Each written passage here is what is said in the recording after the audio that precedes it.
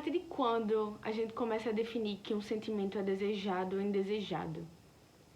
Eu acho que a partir de muito cedo. Será que o fato de que a gente fala perto de um bebê que aquele choro é incômodo, já não começa ali a criar a ideia de que a nossa reação às sensações que a gente tem pode ser indesejada?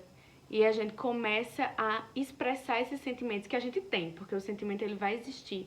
Mas como a gente coloca ele pra fora, a gente começa a analisar isso desde muito cedo. Essa semana eu até indiquei aqui nos meus stories um episódio de um podcast que era Educar Sem Castigar, que eu achei incrível.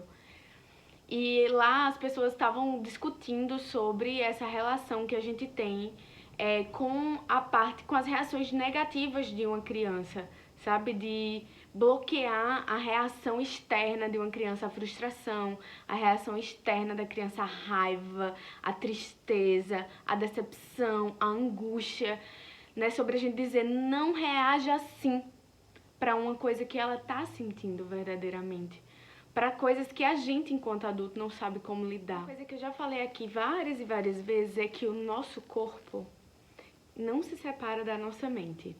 Acho que eu nunca falei aqui que eu era professora de patologia, mas eu sou professora de patologia. Eu sempre falo para os meus alunos que o nosso corpo é incrível demais, sabe? Ele sabe como reagir, como se proteger, ele sabe como compensar as coisas por ele mesmo. E a nossa mente não é diferente. Parece que eu tô arrodeando, mas eu vou chegar a um ponto com esse vídeo. Eu vou chegar lá. Quando o nosso corpo ele se expõe a alguma coisa que machuca, ele reage para que a gente saiba que aquilo machucou. A dor é um estímulo protetor do nosso corpo, para que haja ali alguma coisa acontecendo para que aquilo seja curado, para que aquela região ali que está doendo seja curada. A dor também é um estímulo importante para que a gente saiba que quando a gente está sentindo aquilo, o que ocasionou aquilo deve ser evitado. Né? Se eu coloco a mão na panela quente, eu me queimo uma vez, na segunda vez eu não ponho a mão na panela quente. Ao mesmo tempo, muito inteligentemente, o nosso corpo ele sabe se adaptar a estímulos que não vão sumir. Então, às vezes, algumas coisas que nos causam dor não vão poder ser retiradas. E aí o nosso corpo passa a se adaptar, ele para de sentir dor para aquele estímulo que inicialmente era doloroso. Nossa mente não é diferente. Quando a gente é contrariada quando criança, quando a gente se frustra, quando a gente se decepciona, a gente sente a dor a primeira vez. E a gente coloca isso pra fora da maneira como a gente sabe, chorando, gritando, esperneando, fazendo o que a gente sabe fazer, fazendo o que o nosso corpo sabe fazer pra colocar pra fora. Mas aí a gente é reprimido, né? Porque não é desejado falar isso, chorar isso, gritar isso, incomodar as pessoas com isso que tá vindo de dentro de você. E aí a gente é educado pra se podar. Quando a gente é mulher, isso é muito diferente. Porque quando a gente é mulher, as coisas que doem por a gente ser quem a gente é. E são persistentes. Então, ao invés da gente aprender como colocar aquela dor pra fora e retirar os estímulos, socialmente e estruturalmente, a gente aprende a não sentir mais dor, a silenciar, a ignorar aquele estímulo que existe. E aí muita gente vai olhar pra mim e vai dizer, mas hoje em dia é diferente. As mulheres têm muita liberdade, as mulheres já falam sobre isso o tempo todo, que elas não precisam se vestir assim, que elas não precisam agir assim. Mas pra gente falar e pra gente conseguir ir contra isso, a gente gasta energia. Existe um gasto energético, sabe? Outra coisa, eu vou associar tudo com o nosso corpo hoje. Outra coisa que eu sempre falo com os meus alunos é que dentro do nosso corpo a gente tem coisas que acontecem passivamente e ativamente. Passivamente é aquilo que é fluido para o nosso corpo. É como se fosse tão natural de acontecer para ele que ele não precisa gastar energia. E ativamente é o contrário.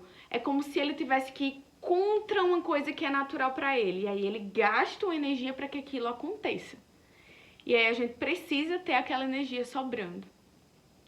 Então, quando você vê uma mulher que está se vestindo diferente, Quando você vê uma pessoa que parece mais livre do que era natural ela ser, quando você vê uma mulher que é mais livre com as escolhas sexuais dela, com as escolhas de se vestir, de como comer, de com quem se relacionar, de que forma se relacionar. Você vê uma mulher que fala publicamente sobre não querer ser mãe, uma mulher que fala publicamente sobre não querer casar.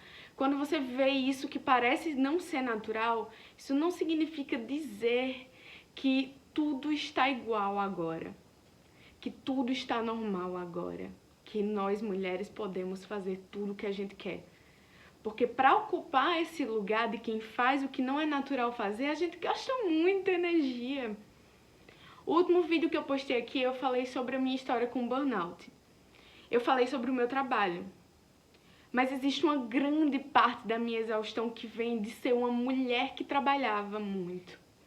Porque quando a gente é mulher, o trabalho não é a única coisa que está na minha cabeça o tempo todo. Eu tô sempre me relacionando de um local em que eu preciso gastar energia.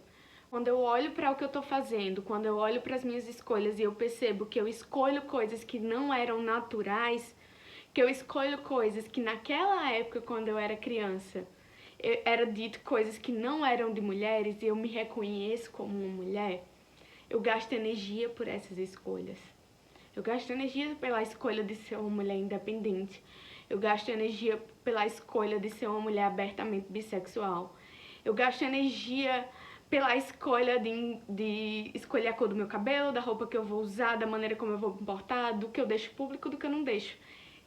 É um gasto energético. É um gasto sem tamanho. Então as coisas não estão iguais. A única coisa que está mudando é o tanto de mulheres que estão dispostas agora a gastar essa energia para existir. Talvez um dia seja natural, sabe? Mas essa energia ainda é gasta. É engraçado porque esse gasto energético ele não é visto. A nossa moeda de troca enquanto mulheres, a moeda que a gente troca pela nossa liberdade é uma moeda invisível, porque é uma moeda emocional, sabe? É um desgaste individual. A moeda de troca para ir contra a maneira como as coisas agem é uma moeda muito visível, porque é o dinheiro. Semana a gente teve que lidar com a sentença do estupro culposo. Eu não sei nem assim mensurar o quão pesado é para uma mulher lidar com a existência dessa sentença. O quão pesado é para uma mulher que escolheu ter esse gasto energético para viver no mundo e querer essa igualdade, sabe? Porque quando você começa a voltar a sentir as suas dores, quando você conscientemente escolhe voltar a sentir as dores que foram silenciadas porque era mais fácil viver no silêncio, as coisas começam a ser mais difíceis, sabe? Porque todo dia a gente precisa lidar com uma dor diferente para lembrar a gente do custo dessa liberdade. É uma escolha consciente que eu tenho, sabe? Eu preciso dessa dor. Eu sei que é incômodo pra todo mundo que eu fico falando da minha dor toda hora. Eu sei que é incômodo pra todo mundo quando eu escuto um comentário e eu não fico calada. Eu sei que é incômodo pra todo mundo quando tá todo mundo rindo de uma piada que pra mim não é piada. Mas eu preciso sentir essa dor, eu preciso sentir essa raiva, eu preciso sentir essa frustração. Porque senão eu vou ser educada novamente a ficar em silêncio. Senão, novamente, o meu corpo vai se acostumar que aquilo é normal. E eu não quero que isso seja normal. Essa sentença não foi normal. Uma mulher tendo coragem de expor a violência que ela sofreu dessa forma e sendo julgada em um tribunal só de homens e sendo ridicularizada por um tribunal só de homens e sendo ridicularizada por tantas outras coisas, né, estruturalmente falando. Receber uma sentença dessa, de uma violência sem intenção de uma violentação sem intenção de um estupro sem intenção de... Não faz sentido, gente. Não faz sentido. A única coisa que existe no meio desse processo, de Mari Ferrer, né, é a moeda de troca. A moeda de troca dela é invisível.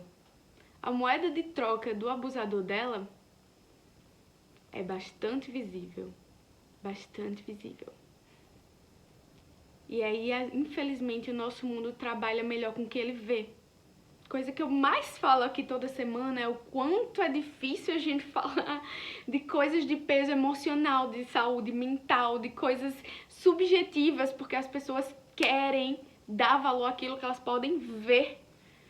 Elas não estão dispostas a ouvir, elas estão dispostas a ver. Elas não estão dispostas a desenterrar essas dores, elas preferem continuar na dormência de não sentir e de dizer pra você que tá tudo igual, tá tudo normal, a gente evoluiu. Agora nós somos todas iguais. Todos iguais. É branco igual a preto, é mulher igual a homem, é gay igual a hétero, é todo mundo igual, porque tá todo mundo se respeitando. Porque é difícil sentir a dor. É difícil lidar com o choro do bebê. É difícil lidar com a criança esperneando. É difícil lidar com a criança gritando que não quer fazer o que você quer que ela faça. E é difícil ouvir a dor e o grito de adultos oprimidos quando o opressor é você.